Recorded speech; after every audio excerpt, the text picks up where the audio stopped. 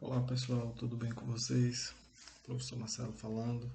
Queridos, hoje nós vamos à resolução dos exercícios de geografia. Nós vamos começar aí pelo nosso exercício do dia 2 de junho, tá? Então, nós vamos começar aí. Pega lá o exercício de vocês e vamos responder, tá ok? A primeira questão aí, ela vai dizer o seguinte: o que é relevo? Então, pessoal, o que é relevo? Relevo são as formas, né? Relevo é o conjunto de formas que sobressaem na crosta terrestre, concebidas sob a ação das forças internas e externas, denominadas de agentes do relevo. Então, o relevo vai ser exatamente isso. As formas que nós vamos observar na natureza, concebidas sob a ação das forças internas, elas só erguem aí as montanhas e as forças externas vão deteriorar, vão erodir, formando assim as formas desgastadas que nós temos hoje. Os planaltos de hoje são formas que foram desgastadas de outras formas anteriores. As planícies áreas que já foram desgastadas, erodidas, certo? Então, esses agentes eles vão atuar aí para a formação e vamos dizer, o aperfeiçoamento. Os agentes externos vão atuar na modelação, melhor dizendo. Então, a formação e a modelação do relevo é realizada por esses agentes. A segunda aí vai dizer o seguinte: de qual forma os agentes internos do relevo atuam? De qual forma atuam os agentes internos do relevo? Os agentes internos, também chamados de agentes endógenos, certo? Os agentes endógenos são internos e exógenos são os externos. Correspondem aos agentes formadores do relevo e atuam dentro da Terra. Por exemplo, o tectonismo, o movimento das placas tectônicas, os abalos sísmicos, o vulcanismo e as erupções, tá ok? Então, comentando aí a questão de qual forma os agentes internos do relevo eles atuam. Eles atuam no interior da Terra, formando assim as formas que nós temos na superfície, tá ok? Então, eles atuam aí, correspondem aos formadores do relevo. Eles vão atuar formando o relevo. Os internos formam e os externos esculpem, modelam o relevo. E aí a terceira questão vai de qual forma atuam os agentes externos do relevo. Bom, os agentes externos do relevo eles modificam o relevo. Estes são a água, seja a água do mar, dos rios, da chuva, do gelo, o vento, o homem. Eles atuam de que forma? Causando a erosão, né? Marinha, erosão fluvial, erosão pluvial, erosão glacial, erosão eólica, erosão antrópica. Eles agridem a superfície terrestre, fazendo nela formatos de tamanho e tamanhos diferentes. Então, de qual forma atuam os agentes externos do relevo? Os agentes externos do relevo atuam erodindo ou causando erosão, né, na superfície da Terra, agredindo a superfície terrestre e fazendo nela formatos e tamanhos diferentes. Tá ok? Essa resposta está bem explicada detalhadamente para que você entenda melhor. Então, os agentes externos do relevo. Quais são os agentes? Quem são os agentes? Aí está aí as águas, seja do mar, rio, chuva, gelo, o vento, o homem. São esses os causadores da erosão. Tá ok? Então, a quarta questão aí. A atuação dos agentes externos do relevo sobre a crosta terrestre provoca o quê? O que vai provocar? Os agentes internos, a atuação dos agentes externos, ela vai provocar o que sobre a crosta? Os agentes internos provocam uma elevação de determinadas áreas e o rebaixamento de outras, tectonismo caracterizado pelo movimento da crosta. Altera as rochas que podem sofrer enrugamentos, modificando o relevo. Com isso ocorre a desagregação das rochas, que podem se romper e desencadear erosões. Tá ok? Então, os agentes internos vão provocar a elevação de um lado, o rebaixamento de outro. Mas os agentes externos, eles vão fazer o quê? Eles vão alterar as rochas, que podem sofrer enrugamentos, modificando o relevo. Com isso ocorre a desagregação das rochas. Desagregar é deteriorar. É quando começa a ocorrer a erosão, que podem se romper ou desencadear erosões. Tá ok? Vamos aí agora à quinta questão. A quinta questão vai dizer o seguinte: os agentes de formação do relevo reúnem uma série de elementos físicos e naturais que alteram o modelado da superfície terrestre, fazendo com que ela modifique as suas estruturas, ganhe novas formas e sofra diferentes impactos ao longo do tempo. De certa forma, podemos dizer que tudo o que vemos na superfície é fruto direto ou indireto da ação de algum agente transformador do relevo.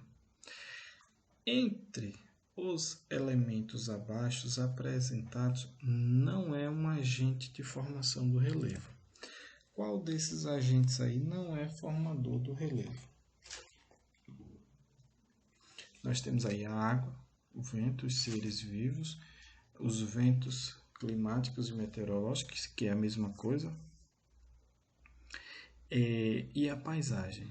Então, de todos esses aí, o único que não é agente do relevo é a paisagem, a letra E. A água é um agente, o vento, seja ele climático ou meteorológico, é a mesma coisa, é um agente. Seres vivos é um agente biológico, o homem é um agente. Então, a letra certa aí, a alternativa, a letra E. Tá ok?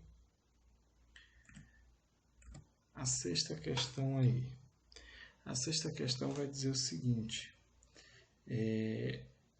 o relevo é constantemente alterado por vetores que atuam por diferentes origens. Os agentes de sua transformação são classificados em agentes internos ou endógenos, agentes externos ou exógenos. Analise os parênteses a seguir com I para indicar a ação de um agente interno e E para indicar a ação de um agente externo de formação do relevo. Vamos lá. O vulcão entrou em erupção e modificou a morfologia local. O vulcão é interno ou externo? Bom, o vulcão ele pode estar fora, mas o que ele vai expelir é a ação de um agente interno, certo?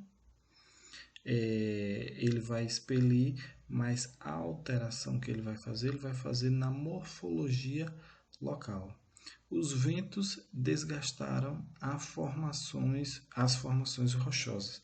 Então, os ventos aí são externos, certo? As águas da última chuva, a água de chuva é externa, né? Causaram estragos na superfície da cidade externa. Acabou de ocorrer um forte abalo sísmico no território do Chile. Então, o abalo sísmico ele é interno, agente interno, certo?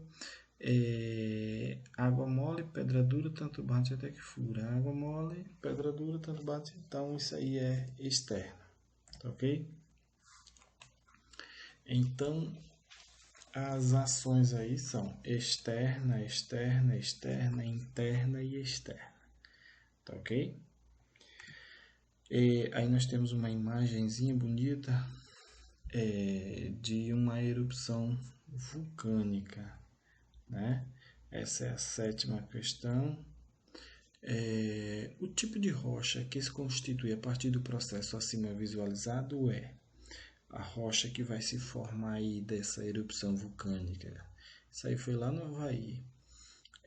Ígnea, sedimentar, metamórfica, magmática, plutônica ou magnética. Bem, pessoal, rocha magnética, ela existe, é a magnetita, mas isso é formado por um outro processo, certo? Essa rocha, quando ela fica, ela é um minério de ferro, e aí em altas profundidades ela tem contato com o magnetismo natural da Terra, e aí se transforma nessa magnetita. Então, primeiro ela tem que se formar a rocha para depois ela em contato com em contato com o magnetismo da Terra é que ela vai se tornar uma rocha magnética, mas não tem nada a ver com esse processo aí. Magmática plutônica. Plutônica é aquela que é formada no interior, né? É a rocha intrusiva. E aí vai se formar as rochas extrusivas, porque o derrame magmático ele extravasou para a superfície da Terra. Metamórfica não, né? Desse processo aí, possa ser que saia aí algumas rochas metamorfizadas, mas não essas aí de cima, e sim as que tiverem contato, as que já estão formadas, aí que tiverem contato, aqui ó, por exemplo, essas aqui que já estão formadas em contato com a lava, pode sofrer um metamorfismo, mas não. Sedimentar não, aqui é vulcânico, então a rocha que vai se formar aí é a letra a ígnea, certo? Tá ok? Então, pessoal, a oitava questão aí, nós vamos ver as rochas metamórficas são estruturas sólidas, certo? Formadas a partir do processo de transformação de outras rochas pré-existentes. Sem querer, eu já até falei um pouco na alternativa anterior, né? Essa transformação ocorre graças à alteração das condições de ambiente, temperatura e pressão, em relação ao ponto em que essas rochas se originaram. Com base nessas informações e em seus conhecimentos em geografia física, assinale a alternativa que indica um local onde é mais provável ocorrer o fenômeno citado. Então vamos lá. Ó.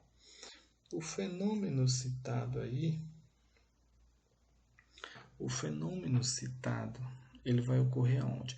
Onde é que vai ocorrer essa metamorfização aí das rochas? Essa metamorfização aí, Chapada Diamantina no Brasil, Parque Nacional Yellowstone nos Estados Unidos, deserto do Saara. Ó, Chapada Diamantina tem muita rocha sedimentar e rocha ígnea também. Parque Nacional Yellowstone também muito sedimentar, pouca presença de rocha vulcânica ígnea. Deserto do Saara, sedimentar. Agora, Golfo Pérsico e Cordilheira dos Andes, aí a alternativa correta é a Cordilheira dos Andes, aqui na América do Sul. Nós temos muita rocha lá que sofre metamorfismo, certo? Na Cordilheira dos Andes, por conta da ação vulcânica que existe, alta pressão, tá ok? Então, a alternativa correta é a Cordilheira dos Andes, na América do Sul. E a nona questão aí? A nona questão aí, nós vamos ter as pontinho, também conhecido como as rochas magmáticas. Ó, falou magmática aí, pessoal, para a gente ganhar tempo. Falou magmática, já sabe que rocha é.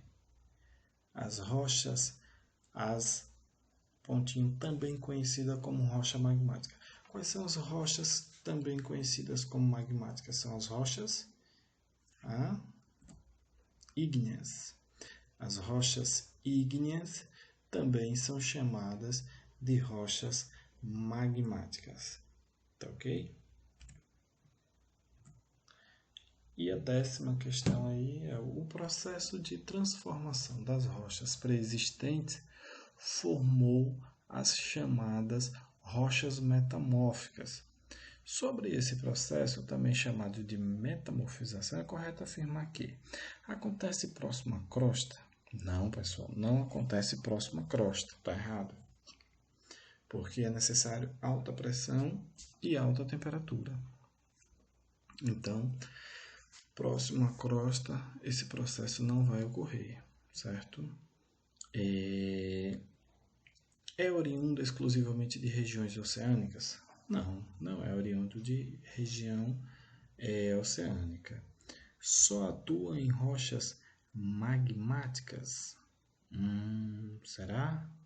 Só pode ocorrer após o processo de sedimentação das rochas? Será? Ocorre somente em locais de alta pressão e com temperaturas elevadas? Ocorre, letra C, só atua em rochas magmáticas? Não, pessoal. Não atua só em rochas magmáticas. Existem 3 tipos de rochas: magmática, sedimentar e metamórfica. Então, as rochas sedimentar e magmática podem sofrer metamorfismo, certo? Só pode ocorrer após o processo de sedimentação? Não. Antes do processo de sedimentação também, tá?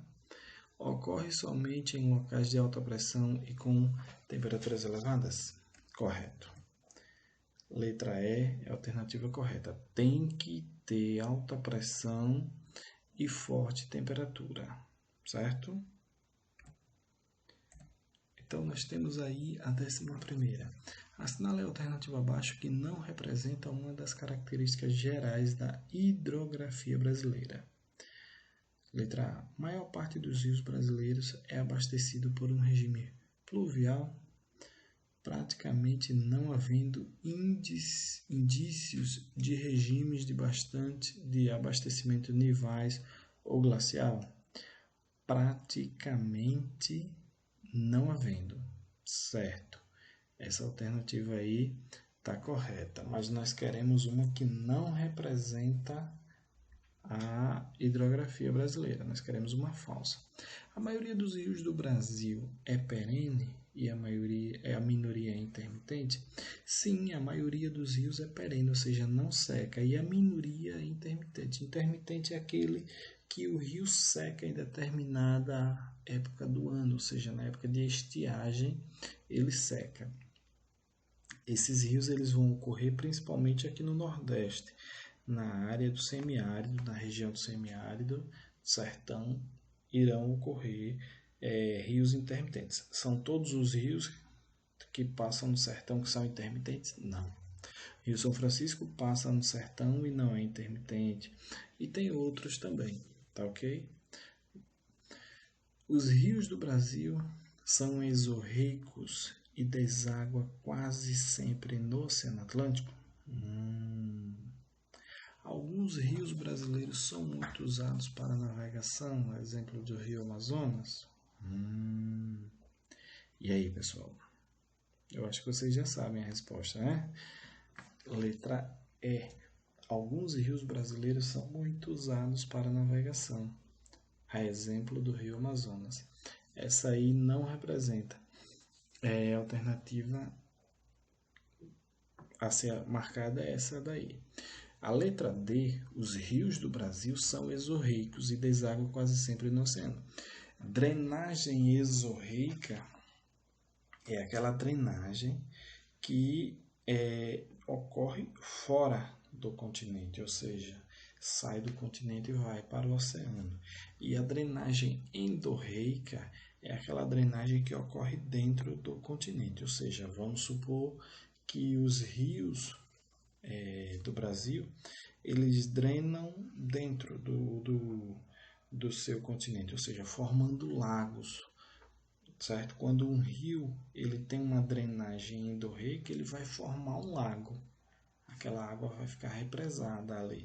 E na nossa formação hidrográfica, nós somos pobres, vamos assim dizer, em lagos. A nossa formação lacustre ela é muito pouca, muito pequena. Nós temos muito poucos lagos, ao contrário do Canadá, né? Que é milionário em lagos. São milhões de lagos que existem lá no Canadá, tá ok? Então, a 12ª aí diz o seguinte: assinale a alternativa que representa a maior bacia hidrográfica localizada no território totalmente brasileiro. Pessoal, nós devemos lembrar que existe a maior bacia hidrográfica do mundo aqui em solo brasileiro, né? Mas ela é totalmente brasileira? Não, ela é uma bacia internacional. Ela é um rio internacional. Por quê? Porque ela não nasce no Brasil, ela deságua no Brasil, certo? Então, qual é a bacia aí? A bacia do Parnaíba, a bacia do Tocantins-Araguaia, a bacia do Amazonas, a bacia amazônica, a bacia de São Francisco, a bacia do Paraná. É a bacia do Tocantins-Araguaia. Essa é a maior bacia hidrográfica localizada no território totalmente brasileiro. Por quê? Porque ela nasce no Brasil e deságua também no Brasil. A bacia amazônica é a maior do mundo, mas ela não nasce no Brasil, certo? Ela nasce fora do Brasil e deságua aqui no Brasil, tá ok? E aí a 13ª questão, aí vai dizer o seguinte: a expressão bacia hidrográfica pode ser entendida como? Como é que essa expressão pode ser entendida? É um conjunto das terras drenadas ou percorridas por um rio principal e seus afluentes. A área ocupada pelas águas de um rio principal e seus afluentes no período normal das chuvas. O conjunto de lagoas isoladas que se formam no leito dos rios quando o nível da água baixa. O aumento exagerado do volume de água de um rio principal e seus afluentes quando chove acima do normal. O lago formado pelo represamento das águas de um rio principal e seus afluentes. A resposta correta aí é a letra A, pessoal. O conjunto das terras drenadas ou percorridas por um rio principal e seus afluentes. As terras percorridas pelo rio e seus afluentes são exatamente isso aí, tá ok? É a região que nós vamos chamar de bacia hidrográfica. E a 14ª questão aí diz o seguinte: com cerca de 7 milhões de quilômetros quadrados, essa é a maior bacia hidrográfica do mundo, compreendendo porções do território do Peru, Colômbia, Equador, Venezuela, Guiana, Bolívia e Brasil. Possui grande potencial de navegação e seus rios principais são o Alanga, Napo, Xingu, Negro, tem o rio, além do rio Xingu e o rio Negro, temos o rio Solimões, entre outros aí. Essas características são da bacia hidrográfica São Francisco, Tocantins, Araguaia, Parnaíba, Amazônica ou Paraná. Amazônica, né? Eu já disse na alternativa lá anterior. Ela é a maior bacia hidrográfica do mundo, só que existem alguns estudos aí, pessoal, acerca do Rio Nilo, que está colocando o Rio Nilo aí como o maior do que a amazônica. Diga-se de passagem, quando eu tinha aí uns 12, 13 anos mais ou menos, que eu estudava, na minha época era a quinta série, o rio Nilo ele era o maior do mundo. Só que fizeram alguns estudos e aí identificaram uma outra nascente e aí ampliou a área do rio Amazonas. E aí o rio Amazonas se tornou maior. Agora já fizeram outros estudos, estão ampliando, estão descobrindo uma outra nascente lá pelas bandas da Turquia, que aí vai deixar da Turquia não, perdão. E aí vai ampliar a área drenada pelo rio Nilo. E aí, se isso ficar confirmado, o rio Nilo vai voltar a ser o maior do mundo, tá ok? Maior em extensão, mas o rio Amazonas ele atualmente é o maior em extensão e em volume de água, tá ok? E aí nós temos a nossa última questão aí. Analise a afirmativa e marque o que está incorreto. Com 7 milhões de quilômetros quadrados, a bacia hidrográfica da Amazônia considerada a maior do planeta. Nós já vimos que está correta. No Brasil, a bacia hidrográfica do Paraguai está presente nos estados do Mato Grosso do Sul, tendo o Paraguai como o principal rio. Isso aí está corretíssimo. O Rio Paraguai é o maior rio aí que drena nessa bacia aí, na região chamada Bacia Hidrográfica do Paraguai. Os estados do Rio Grande do Sul, Santa Catarina, abrigam a Bacia Hidrográfica do Uruguai, que possui grande potencial hidrelétrico. Certo. Inclusive nessa bacia aí que está a maior usina hidrelétrica do Brasil, que já foi a maior do mundo, né? Hoje é a segunda maior do mundo, que é a usina de Itaipu. A maior bacia hidrográfica exclusivamente brasileira é a Tocantins-Araguaia, com extensão aproximadamente de 967 mil quilômetros quadrados. Isso aí está correto, nós já vimos uma outra alternativa que falava disso. A bacia hidrográfica do São Francisco é a que possui a maior possibilidade de navegação no Brasil. Isso aí não é. A bacia que possui a maior possibilidade de navegação no Brasil é a Amazônica, tá ok? Então, essa foi a nossa aula de hoje. A alternativa errada aí é a letra E. Eu espero que vocês tenham gostado.